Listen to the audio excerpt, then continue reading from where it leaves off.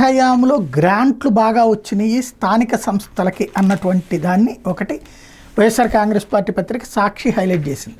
అయితే ఈ గ్రాంట్లు ఎక్కడికి పోయినాయి అన్నటువంటిదే ప్రధానమైనటువంటి అంశం. ఇందులో ఏదైతే వివిధ అంశాలకు సంబంధించి వీళ్ళు ఇవాళ ప్రొజెక్ట్ చేసింది, నేను జగన్ ప్రస్తావించుకొచ్చినటువంటి అంశంలో ఈ గ్రాంట్లకు సంబంధించిన అంశం ప్రధానంగా ఉంది.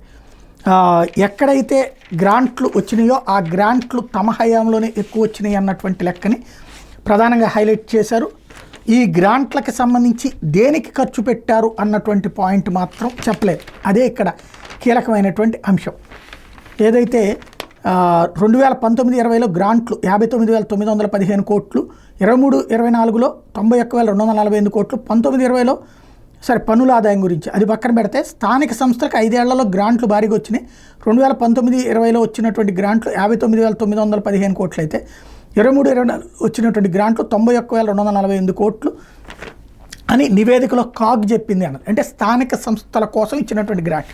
మరి ఆ గ్రాంట్లు ఉన్నా కూడా స్థానిక సంస్థలు ఎందుకు నష్టాల్లో ఉన్నాయి, ఎందుకు కష్టాల్లో ఉన్నాయి, ఎందుకు అవి ఆర్థికపరమైనటువంటి సంక్షోభంలోకి పోయినాయి, ఎందుకు బిల్లులు చెల్లించలేనటువంటి పరిస్థితులు ఎదురైనాయి, దీనికి సమాధానం చెప్పాల్సిన బాధ్యత కూడా ఉంది. కేవలం గ్రాంట్లే అంతకంటే ఎక్కువ తెచ్చామని కాదు కదా, అది ఎక్కడ ఖర్చు పెట్టారన్నదే తేలాల్సి ఉంది.